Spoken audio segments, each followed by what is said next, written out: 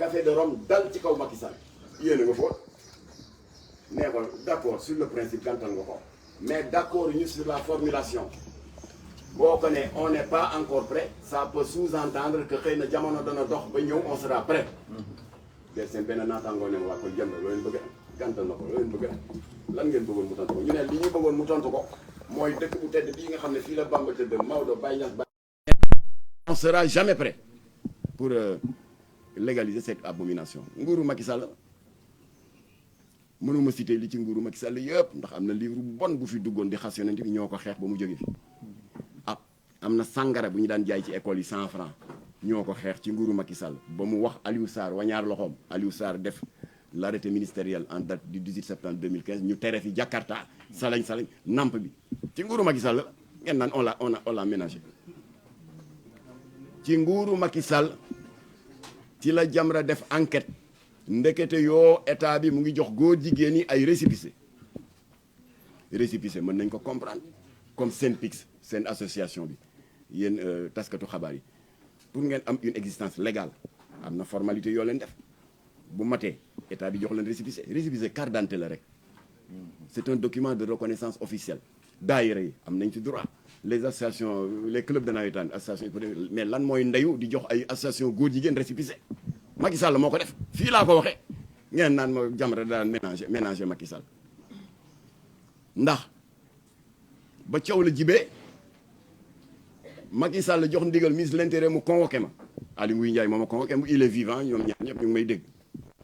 nee ma waaw ana preuve yi nee nga état bi moo joxe récépissé dama ko gàttal parce que ba ma recevoir séance bi ëpp na 1 heure de temps ma ne ko ba pare mu ne ma man maay ministre de l'Intérieur fii c'était en 2019 def naa fi 3 ans waaye fàttaliku ma fenn fu ma joxee récépissé kuréelu borom ñaari tur yi ma ne ko waa d'accord yaa ngi dédouaner sa bopp yow ministre de l'Intérieur c'est bien soo mësul jox kenn récépissé waaye dañu ne fii nga toog institution bii tudd ministère de l'Intérieur du Sénégal ca nguuru Ablaye Wade joxe nañ 7 récépissé 9 nguuru Macky Sall ngeen joxe 7 ngeen yokk karaw ci xar mi ça fait 16 loolu la ñu wax te nguuru Ablaye Wade ba ma koy xeex dama amoon teraanga ci nguuru Ablaye Wade j'étais président du conseil d'administration du CICES boole ci nekk le porte-parole de la mouvance présidentielle presque un salaire de ministre boo boole ñaari indemnité yi waaye ba Ablaye Wade joxe góor jigéen yi récépissé teraanga adduna yi dama ko teg fële daal di def priorité la défense de nos valeurs mënoon nañ ma ci dàq mais j'ai préféré défendre mes valeurs ma ne ko kon nag nguuru Macky Sall yéen a yokk karaw ci xar mi 9 yi fi Ablaye Wade joxoon récépissé yi yéen ngeen ñoo yokk ci 7 muy 16 ci nguuru Macky Sall ministre de l'Intérieur ne ma ana preuve yi ma ne ko nag bu ma xamoon ne lii nga may doye danaa indi document bi waaye da nga may jox sa adresse email ma yónnee la lépp mais yi ma jàpp par cœur bindal première association góor jigéen président ba di Diadji Diouf moo ci ëpp talibé 650 membres numéro de récépissé 15 444 délivré par qui et signé par qui la DGAD la direction de l'administration générale du territoire mooy ki jox récépissé parti politique ma ne ko bindaatal deuxième organisation ma ne ko dama la koy classer par ordre de grandeur numéro 2 bi Jamil Bangoura mooy chef ba numéro de récépissé 12 345 yéen a ko jox récépissé moom itam Diadji Diouf foog ëpp talibé 650 waaye moom am na au moins 300 noonu laa ko doon toppee ba ci góor jigéen yu jigéen ñi mu di sourire de femme présidente ba di Ndeye Kébé punkalum lesbienne yéen a ko jox récépissé ma ne ko nag jox ma sa adresse email bu ma demee jox la 16 yëpp bi mu xamee ne convaincre naa ko moom ministre de l'Intérieur Aly Ngouille Ndiaye mu ne ma waaw d'accord mais ñi ma fi précédé comment est-il possible que ay nit ñëw ne bon ñun ay borom ñaari tur lañ dañu bëgg récépissé loolu man xel mënul nangu ministre de l'Intérieur di jox ma ne ko déedéet góor jigéen ñi du ñu def loolu de pour tromper la vigilance de l'État ma ne ko yaa ma gën a xam en tant que ministre de l'Intérieur que ku bëgg récépissé ak organisation boo mënti créer ñetti document lañ lay laaj statut règlement intérieur et déclaration d'objet social ci déclaration d'objet social yi bu dee parti politique nga bëgg moo am un statut légal am récépissé si déclaration d'objet social bi da ngay naan parti bi kat dañu ko créer pour contribuer pour la conquête démocratique du pouvoir bu dee syndicat la nga ne waaw c'est pour la défense des intérêts matériels et moraux des travailleurs ma ne ko góor jigéen ñi nag bu ñuy def objet social dañ leen di nax dañuy fen daan waaw dañ ko def pour jàppale les personnes du troisième âge wala boog jàppale ñi nga xam ne dañu am des problèmes pour am des produits antirétroviraux ci sida bi effectivement sida ngi bi def ay rajax sida baa ngi def ay ravages dans leur rang te kooku c'est pas les statistiques de Jamra c'est les statistiques de l'État du Sénégal nee nañu xam nga Sénégal Organisation mondiale de la santé daf ñu gërëm ndax on a un des taux les plus faibles de prévalence boo demee Afrique du centre ou autre da ngay gis ay 15% 20% de sidéens Sénégal egguñu sax 1% 0,7 loolu dafa jaaxal dégg nga OMS état tontu leen c'était du temps de Ablaye Wade que bon éducation religieuse yi moo tax sénégalais yi maanu alors vagabondage sexuel bi law fi noonu on n'a même pas 0,7% waaye ba état du Sénégal jàppee góor jigéen ñi ber leen le taux de prévalence du sida est de 27%, maanaam téeméeri góor jigéen boo jël ñaar fukki yi ak juróom-ñaar am nañu doomu jàngoro bi. ma ne Aly Ngouille Ndiaye foofu lañu leen naxe mais ñoom dañuy lijjanti ay antirétroviraux pour dimbale ko góor jigéen yi ngeen jox leen récépissé sur la base de mensonges en violation de l'article 319 du code pénal bi xaramal ngóor jigéen et en violation du code des obligations civiles et commerciales. ci nguuru Macky Sall la alors fu ñu mujjee yooyu yëpp ne vous inquiétez pas, il y a un livre qui est en préparation ñu tuddee ko Jamra 40 ans de combat et de réalisation concrète parce que Jamra ñu ngi ko créé en février 83. alors léegi lan la ministre de l'intérieur mujjee def yéen a ko gën a dégg surtout RFM TFM l'Obs ñoo def article def interview nga dégg waa ji di wax waa ji présenté wu ne waaw je suis le directeur des libertés publiques je m'appelle Ahmed Fadel Kane ginnaaw audience bi ministre de l'intérieur accordé loon Jamra bi doon naqarlu récépissé yi ñu jox boroom ñaari tur yi ñu ngi yëgal askan wi ne jot nañu ndigal pour def enquête ba xam ku leen ko jox ak lu tax ngeen jox ñu kooku du ndam ci nguuru Macky Sall la waaw léegi nag lu waay gàtt xel xam ne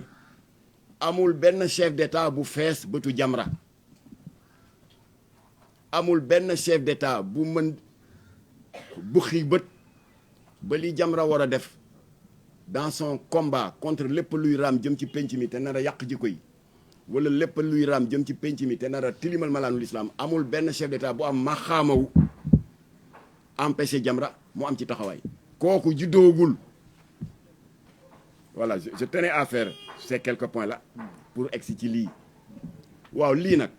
lan la ñuy wax waaw Jamra da ngeen soxor ñii nga xam ne toogaguñu sax ngeen jóg dama ne chef d'état bu toog 50 ans ak ku fi toog ñaari fan la jam la yemale ah 50 ans régime bu fi toog 50 ans ak régime boo xam ne amagoo sax ñaari fan la ñu yemale pourquoi mais parce que dañu leen dénk suñu destin ndax ni ko suñu bàyyi Hadji Mansour tàmm di waxee le président de la République gardien de la Constitution président de la République romb na foofu c'est la clé de voûte des institutions dafa ëmb lépp le président du Conseil supérieur de la magistrature chef d'état bi la le chef suprême des armées moom la mais on oublie souvent ci constitution bi que le président am na beneen ndombal tànk c'est le protecteur des arts et des lettres et par extension de nos valeurs kon nag kooku ñun bu ñu sukkandikoo ci loolu ñun sénégalais yi fal ko am nañu droit chef d'état bu mel noonu bu poser un acte qui va à contre-courant de nos valeurs ñu yuuxu Jamra dafay yuuxu à visage découvert du ñu nëbbatu ak di def ay interview caché visage découvert lañ koy dénoncer kon nag président bu fi def 50 ans ak ku fi def ñaari fan la ñu yemale te ñun dañ jóguñu rek def ko on a été de ubbi bunt bi dafa xaw a tàng on a été équilibré bi Diomaye falo sur les 125 ONG islamiques du Sénégal Jamra a été la première ONG def une appréciation encourageante ci premier pas yi Diomaye Faye posé te maa ngi koy répété fii Jamra bind na ci Facebook sur tous nos supports def déclaration yónnee ko presse bi mais nii Bassirou Diomaye Faye démarré ñu ngi ko ci encouragé premièrement posé na ay actes yu rëy très fort la Jamra yàggoon di xeex depuis le limogeage du général Lamine Cissé Bassirou Diomaye Faye réglé na ko parce que ñun dañu ne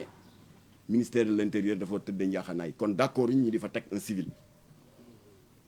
loo tax bi Ablaye Wade ñëwee dekkalaat na ko daal di fa nommé le général Mamadou Niang mais bi fa Mamadou Niang jógee ñu delloowaat ci di ko jox un civil alors loolu Diomaye réglé na ko parce que nommé na le général Jean-Baptiste Tine comme ministre de l'intérieur mënees na am njort ne dana yemale parti politique yëpp nommé na le général Birame Diop comme ministre des forces armées muy lu cohérent parce que ay militaire moo leen war a yilif kon loolu la ñu jëkk rafetlu ñu ne Jamra ngi rafetlu ci premier pas yi Diomaye posé loolu financier yi di wax des économies d'échelle dama ci citer benn exemple gouvernement yi fi jaar yëpp chef d'état yi fi jaar yëpp da nga daan gis ministère de la jeunesse avec un gros budget ay milliards ministère des sports ngandim budget ministère de la culture Diomaye ñëw rajaxe yooyu yëpp fusionné ko il a nommé un ministre de la jeunesse des sports et de la culture Jamra jëkk bind rafetlu loolu ça nous a permis d'économiser plus de 60 milliards ci loolu ñu dajale ci ministre yi wax nañ ko ñu ne ñaareel ba Jamra rafetlu na taxawaayu président Diomaye Faye à l'égard des cités religieuses ndax dindi na tuuma yu bari ñi daan wax naan faalewul sëriñ si xeexkatu tarixa la Diomaye def lu rafet ba muy seeti sëñ Muntaxa yëkkatiwul ay mbagg tànku neen la def yéen ñëpp gis ngeen ko ci réseaux sociaux yi ba mu demee sukkal na sëñ Muntaxa fóon ay loxoom sëñ Muntaxa tamit def geste bu rafet daal di jël de hauts symboles islamiques kurus ak alquranul karim jox ko Jamra rafetlu na ko Diomaye wëlbatiku fa dem Tiwaawan sëñ Babacar Sy Mansour yëkkatiwaat de grands symboles islamiques sajaada ak yeneen i teraanga du plan symbolique jox ko Jamra def déclaration rafetlu loolu ñu ne ko na nga continuer nii te ni nga ko waxee yow Diomaye noonu la yaay seen président de waaye ñoom sa ay baay lañu te sa ay wasila lañu ñu ne bon au plan international d'habitude chef d'état yi doog a falu dañuy dem jébbalu ji ca tubaab ba dem dégg nga ne ko falu naa Diomaye daal di dindi cette routine là ñan la jëkk seeti hors de nos frontières suñu mbokk yii di waa Mauritanie ñu bokk ak ñoom rek frontière ba pare bokk un espace économique parce que exploitation pétrole bi ak gaz bi on est condamné de le faire ensemble ñooñu la jëkk seeti muy lu pertinent mu jógee di fi rendre visite un autre voisin boo xam ne territorialement ci biir Sénégal la ne muy Gambie Jamra rafetlu ko waaye nag ñu ne première audience de la première personnalité internationale kan la Diomaye di recevoir ñu ne mu ngay recevoir ka nga xam ne ba ñuy organiser concours Miss lesbienne en Belgique moo doon le président du jury di Charles Michel ñu ne non seulement ça Charles Michel mooy kan mooy ka nga xam ne ni structure yu bari comme Jeune Afrique comme UNESCO New York Times CNN à chaque fin d'année ñu créé benn raaya bu ñu tuddee personnalité de l'année ci ñi ràññeeku ci wàllu politique wàllu économie Jamra tamit créé na benn depuis 2015 ñi di wax personnalité de l'année ki ñu ko jëkkoon a jox mooy Mame Seydou Ndour qui était le DG de l'OCRTIS en raison d'une saisie record de cannabis d'une valeur de 2 milliards Jamra def ko personnalité de l'année 2015 ba ñu fa jógee Assane Dioma Ndiaye ñu def ko personnalité de l'année parce que Peter Wang bi mu ko bëggee dugal ci musiba boobu ne ko danaa la financer sa un plaidoyer pour la dépénalisation de l'homosexualité moom moo ko jëkk a gàntal ñu def ko personnalité ba ñu fa jógee maître Alioune Badara Ndao Jamra def na ko personnalité de l'année Fatoumata Makhtar Ndiaye à titre posthume def nañ ko personnalité de l'année 2023 bi ki ñu mujjee def personnalité de l'année mooy votre consoeur la dynamique Oumy Ndour ci xeex ba muy xeex pour défendre les consommateurs que nous sommes contre la dictature des prix de la Sénélec gorom ñaari tur yi créé nañ seen bos ñu ngi ko tuddee personnalité médiatique de l'année qui s'est le plus distingué dans la défense de la cause LGBT kan lañ ko jox Charles Michel et enfin kuy Charles Michel mooy ka nga xam ne le premier ministre homosexuel qui a fait son coming out kooku moom kenn jëwu coming out mooy nga taxaw ci média yi ne waaw góor jigéen la c'est mon option c'est mon nangam xam nga dañ ñàkk jom alors premier ministre Luxembourg Xavier Bettel bi nga xam ne ngoroyantoom bi ak faram di góor jigéen comme moom l'architecte belge Gauthier Destené ngoroyantoom bi mu bëggee yàgg mu tombeek état européen yu bari di légaliser homosexualité France dal di ko légaliser le 17 mai 2013 alors ñooñu premier ministre Luxembourg ak son phare belge Xavier Bettel ñu ne dañu bëgg a daganal diggante bi takk sëy bi fan la ñu takkee sëy bi à la mairie du Grand-Duché de Luxembourg kan lañ ko ndeyale Charles Michel waaw ngeen bëgg la ne Jamra du wax ngeen ne Jamra du wax bañaa wax Charles Michel xajamal na lu bari lu Bassirou Diomaye Faye doon def te naqari nañu ndax ñun ci ñi doon ndamoo acte fort yi Bassirou Diomaye Faye posé si ñi ko jëkk a ndamoo ñun ci la ñu bokk Charles Michel ñëw na tëfli ci xaax ci am nañ droit wax ne neexuñu waaw ngeen bëgg Jamra waaw daawu leen wax lii ci Macky Sall ba nettali naa leen fi ñuy jaar ak Abdou Diouf ak Abdoulaye Macky Sall kon foofu moom lay amatu fa alors kon nag nous nous adressons maintenant à notre nouveau président de la République Bassirou Diomaye Faye encouragement yi la Jamra di encouragé duñ ci dindi lu day ni tarfatal ay ni yéene bi Jamra am ci yow pour nga réussir sa sacerdoce duñ ci dindi lu day ni tarfatal ay ni mais on a le droit de vous exhorter à la vigilance ndax xale nga ba ñuy créé Jamra en février 1983 ñetti at rek nga am nañ droit conseiller la Macky Sall ba ñuy créé Jamra en 1983 Macky Sall qui est né en 1964 il n'avait que 22 ans ba ñuy créé Jamra en 1983 Ousmane Sonko qui est né en 1971 n'avait que 9 ans kon am nañu droit conseiller la yow mi nga xam ne ñetti at rek nga magee Jamra kon suñu conseil na nga def preuve de la plus extrême vigilance parce que adduna bi dafa bouleversé doole FMI am doole Banque mondiale am doole Union européenne te ñun suñu métier mooy gëstu kii administrateur civil la kenn daxu ko gëstu ci boobu wàll kazalika soxna Bintu kii Traoré c'est le coordonnateur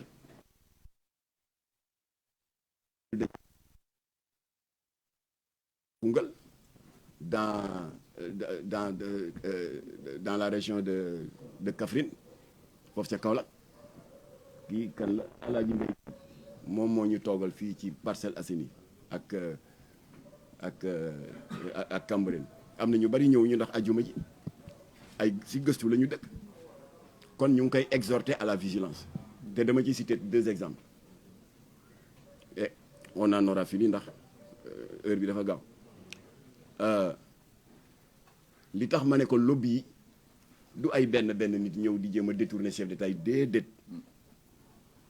dañ leen di yónni ndax ndaw si fi ñëwoon te ma woowoon leen conférence ne dafa bëgg a influencer suñu élection pour tànn benn candidat LGBT pour bu faloo daganal ngóor jigéen kooku taalibe Charles Michel moom mooy chef am alors kon nag ñaari firnde yi mooy et j'encourage Dame Mbodj parce que ñun ak moom ñoo àndoon ci xeex boobu 2020 UNESCO ñëw fi woon ne daf ñu bëgg a proposer une redynamisation du système éducatif mais fekk 2 ans auparavant en 2018 Jamra ci ndimbalu yàlla jotoon nañu le document confidentiel bi nga xam ne la directrice générale de l'UNESCO madame Audrey Azoulay yónnee woon na ko à tous les États qui bénéficient du concours financier de l'UNESCO ñun document boobu fanaan nañ ci fanaanaat ci 164 pages la waaye dès l'introduction nga dégg ndaw si naan waaw yéen état yi nga xam ne partenaire UNESCO ngeen UNESCO je rappelle pour xale yi c'est un démembrement des Nations Unies ñoom ñoo féetoo wàllu njàng meek et cetera alors léegi dañu bëgg xale yi enseignement bi ñu dëppale ko ak jamono parce que y a la liberté d'expression la liberté d'association mais dafa am de nouveaux droits alors dañu bëgg a commencer à partir de la maternelle di jox xale yi les premières notions d'éducation sexuelle mais maternelle de 5 ans xale bu am 5 ans yaa xay luy yoonam ci lay xew ci néegu sëy nga daal di xuusaat ci document bi ndax ko ci nee na ko wax feeñ nga dégg ñu naan waaw yéen ñi nekk primaire ak kii premier cycle secondaire waaw da ngeen war a xam ne jamono ji avancé na y a la démocratie y a la liberté d'association mais am na de nouveaux droits c'est le droit à l'orientation sexuelle maanaam ni yàlla bindee góor document UNESCO bi laa leen di wax nii te Macky Sall la jotoon na ko def naa ci conférence de presse xam na ne li may wax am na alors ñu ne li yàlla bindee góor bind jigéen am na ñoo xam ne gisuñu seen bopp ci góor gisuñu seen bopp ci jigéen te war nañ leen nangul leur droit à l'orientation sexuelle loolu mooy góor jigéen UNESCO loolu la def ci document bi nee na noonu la ñuy jël nag daal di réformer le système éducatif 2000 amul benn organe de presse écrite bu mën a weddi ne le 7 février 2018 Jamra yónneewu la communiqué de presse di la alerter ci document UNESCO boobu amul waaye ba ko presse bi jotee le lendemain mu am benn journal que tout le monde connaît Jamra lay bañ a gis ngandam titre la ñu defal Jamra 2 points ou l'art de tout gonfler maanaam daal waa Jamra seen raxas bool day fëq ndab ñu ne baax na waaye dañuy toog décembre bi yoon UNESCO nekk fii di bind dañu yónni seen i cadre ñu ñëw fii Saly daal di convoquer CUSEMS SAEMS les 7 centrales du G7 à un prétendu séminaire avec la complicité du ministère de l'éducation séminaire ba ça n'a pas fait long feu la Jamra wax moo am document boobu lañu leen bëggoon a wanaasuloo waaye nag yàlla defal leen sutura ba ils l'ont rejeté alors bu ko defee ñoom ba ñu ñibbisee dëgg la Dame Mbodj amul woon accès parce que xam ngeen ne CUSEMS dafa am scission te branche bi ñu convoqué woon pour ce séminaire mooy branche bi Ablaye Ndoye jiite te Dame Mbodj dafa jiite CUSEMS authentique waaye mu ngi doon suivre yëf yi comme ñun Jamra ñu daan nañ ci waxtaan maak Dame Mbodj ginnaaw gi nag quand les syndicalistes ont rejeté ce document portant LGBTisation de notre système éducatif li ñuy naqarlu ci leader syndicaux yi dañuy jógee Saly rek ne xuum ma daa di ne daam lii nañ ko siiwal ndam la l'UNESCO a échoué parce que dañu fi bëggoon dugal ngóor jigéen ci njàng mi échoué na ñu daal di séddoo télé yi Dame Mbodj dem 2S ak Sen TV man ma dem Diine ak Jamono Walfadjri ak TFM complot ba yàqu comme il fallait s'y attendre nag dafa nekkoon à une semaine de la déclaration solennelle du chef de l'État du 31 décembre xam ngeen ne aada la yéen chaque fois boo leen recevoir la déclaration du chef de l'État da ngeen ciy profiter seq ak moom laaj ak tontu comme il fallait s'y attendre la question a été posée benn journal yi ne Macky Sall waaw xanaa yëgoo coow li UNESCO daf fi bëggoon dugal benn module LGBT organisation islamique yi jóg nañu Macky ne leen yëg naa coow li waaye sama tontu varié wul la ma tontu woon Obama le 27 juin 2013 tontu ko Justin Trudeau le premier ministre du Canada en février 2020 tontu ko Franck Simonet TV5 tontu ko Audrey Pulvar tontu boobu lay tontu UNESCO mooy bu fekkee ndimbal bi ñuy dimbali financièrement pour ñu joyanti système éducatif bi dañu bëgg a indi comme conditionnalité l'adoption des contre-valeurs dëppoowul ak suñuy valeurs et cetera na UNESCO jël projet am ak financier am fu mu xam ne maa cité exemple boobu pour que Bassirou Diomaye Faye xam ce qui l'attend am na ñu ma naan waaw waaye ba mu tëjoog Charles Michel waxi santé la ñuy wax waxi économie waaye ma ne bàyyi seen waxi tappale yooyu bi fi kii di ñëw Justin Trudeau le service de presse de la présidence génn communiqué naan la leur rencontre va porter sur l'économie, sur l'agriculture, sur la santé ma ne il faut dire ça à d'autres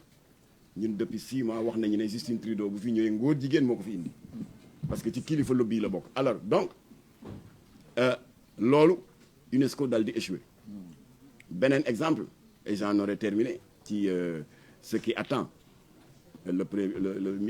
président Diomaye Faye moo di Bassirou Diomaye moo di pardon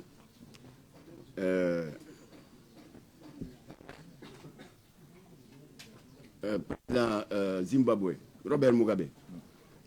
nii muy amee chaque 2 ans xaw ma chaque année France ñëw dajee avec les chefs d'État des anciennes colonies ñu tuddee ko sommet de la francophonie di waxtaani seen i problème seen i relation ak ci wàllu jàppalante ak dimbalinte les pays anglophones dañu am seen bos ñu tuddee ko le sommet de la du Commonwealth bu janvier bi David Cameron le premier ministre anglais ba mu jëlee parole dafa leen ne waaw bon ñu ngi leen di gërëm seen teewaay yéen les chefs d'État des pays anglophones ancienne colonie britannique bon di dalan seen xela ndimbal di ñu leen di jox ça va continuer waaye on vous informe que dinañu gën a farataal ndimbal li ci dëkk yi nga xam ne daganal nañu ngóor jigéen borom deret ju tàng ji président Zimbabwe bi Robert Mugabe daal di jóg protocole bi ne ko waaw vous voulez intervenir mu ne ko waaw mu ne ko c'est prévu quand le ministre aura terminé son intervention mu ne du ma ko xaar daal di jël micro bi ne ko yow David Cameron premier ministre bu Angleterre bi ngay wax musiba bi est-ce que ànd nga ak sa sago comment voulez-vous conditionner l'aide au développement par l'adoption de cette contre-valeur qu'est l'homosexualité ngeen ne daal ñi ko adopté ñooñu ngeen di favoriser ñun day xaw ma kan ñun Zimbabwe sungufu mboq ak maïs séché ba ñu daan dëbb di ko def farine di ko ñeex di ko mëq suñu maam yi di ko dundee ba fii ba jur ñu mën nañ continuer di ko dundee ba abadan kon nag fabal say financement say projet foo xam jëm fa ba pare nag saaga ko saaga bu waa Zimbabwe fonk go to hell la ko wax defe naa mooy lan va au loolu aussi preuve la waaye nag comme que sénégalais muy Abdoulaye Wade di Abdou Diouf di Macky Sall di Bassirou Diomaye Faye mënu leen am boobu ñàkk teggin ay sénégalais ngeen sénégalais diplomatie lañ ko xamal ak courtoisie alors moo tax nag il faut que ñu alerter leen pour que ngeen xam yéen ñi yore nguur gi léegi lobby yi bàyyiwuñu ils vont continuer leur travail alors kon nag na Bassirou Diomaye Faye xam ni sénégalais bu ko yéenewul réussite dafa xamul ne gaal boo nee sa ëmb rek ngay sowe ndax nga sa bopp fexeel ba kiy dawal gaal gi mucc bu kooku muccee gaal gi yëpp mucc kon boo réussir ñun ñu réussir boo lajjee suñu gàcce la ñun ñëpp kon nous avons le droit ak ni àdduna bi yàqoo sous prétexte de mondialisation ñun nax dëkk yu bari sur la base de promesses de financement daganal ngóor jigéen Gabon voté nañ loi bi le 26 juin 2020 4 jours après le Sénat parce que ñooñu 2 chambres la ñu am daal di ko avalider sur la base de promesses de financement Union européenne wala FMI wala Banque mondiale ndax foofu yëpp ñoom la ñoom kese la franc-maçon yeeg lobby góor jigéen ñi nax nañu Centrafrique sous François Bozizé daganal nañ fa ngóor jigéen Île Maurice noonu Cap-Vert bi Sénégal noonu kon nous avons le devoir monsieur le président nekkoo ci ñun ñu ngi danger yi ñëw nous avons le devoir au début de votre mandat de vous alerter soit nga dégguñu fali la am wala déggooñu lu xew ëllëg ñu xam ne ba wax jotee waxoon nañu alors ñu bëgg a dalal sa xel nag pour terminer que ni nga defoon Touba def ko Tivaouane bul ko di gëj di def parce que lobby bu ñu xamee ne que da nga wéet ci xeex bi la ñu def François Bozizé dañ la ko def François Bozizé mooy kan République centrafricaine nii Macky Sall la doon def non jamais dëppoo ak suñu valeur tant que je suis là kenn du ko légaliser. Bozizé loolu la doon def lobby ne ko parce que lobby xamoon nañ ne il n'est pas suivi par son peuple. Ah bon nga ne doo ko légaliser on verra daal di tëj robinet yi tëj financement yi bloqué projet yi François Bozizé bu Centrafrique toog 2 mois 3 mois am jafe-jafe pour fay salaire u enseignants et fonctionnaires yi. Y avait des grèves partout dëkk bi nekk en ébullition ñu coup d'état ko dëkk bi nekk en ébullition lan la Bozizé def mu xam ne lii c'est intenable te lobby LGBT yi ñoo yore li mu soxla mu daal di ne waaw d'accord léegi légaliser naa ko mu légaliser ko yàlla jaxase dëkk bi ñu coup d'état ko mu daanu fu ñu dem yàq ko alors parce que dañu xamoon ne François Bozizé n'était pas suivi par son peuple waaw moo tax nag du temps de Macky Sall quand Jamra disait na peuple sénégalais def bloc autour de lui ñu ne xoolal ma ñi les corrompus là mais booba waxuñu ne ngeen dem jébbalu ji Benno Bokk Yaakaar wala déedéet maanaam autour de son refus systématique de légaliser l'homosexualité parce que Obama ñëw na mu ne ko du ma ko def Justin Trudeau mu ne ko du ma ko def ma ne sur ce point précis laa wax bu ñu ma wax la lu ma waxul na peuple bi def bloc autour de lui pour weetaay bi François Bozizé nekkoon ba loolu moo sànq Centrafrique ba ñu dal Macky dem na léegi je répète la même chose maa ngi demandé aux Sénégalais que Bassirou Diomaye Faye am naa njorte ne il partage les mêmes valeurs religieuses bu leen ko seetaan mu wéet parce que lobby jóg nañu Charles Michel ñëw na élément la ci de kilifa la ci nag wax naa leen ne c'est un grand leader un grand défenseur un grand avocat de la cause LGBT te jógul rek ñëw dafa jëkk a yónni Maline Anna Borg mooy ki fi ñëwoon bëgg a jaxase suñu élection yi lesbienne bu bon boobule kooko ko xàllal yoon bi lobby jóg nañu bu leen bàyyi Bassirou Diomaye Faye mu wéet je le répète sénégalais na ngeen def bloc autour de lui waxuma ngeen dem dugg ci coalition xaw ma Diomaye président wala Pastef waxuma loolu waxuma ngeen transhumé ku nekk na nga toog ca la nga toog avec fermeté parce que ba day dee ça n'a rien à voir avec les considérations politiciennes ku ne na nga téye la de nos valeurs et du refus de la légalisation de l'homosexualité na sénégalais yi def bloc autour de leur président Bassirou Diomaye Diakhar Faye te loolu bu amee li mu bëgg dana ko am ñun li ñu bëgg dinañ ko pourquoi suñu ndekki banque mondiale yorul suñu añ suñu reer suñu ndekki fonds monétaire yoru ko union européenne bu Charles Michel yoru ko kan moo yor suñu añ suñu reer suñu ndekki suñu borom wax na ki ko yor ci téeram bi nee na walillahi xazaa'inu samaawaati entre mes mains man subhanahu wa taala waaye dafa am lu mu ci yokk de nee na walakinal munafiqiina laa yafqahuuna nee na malheureusement cela les hypocrites ne peuvent pas le comprendre wasalaamu aleykum wa rahmatullah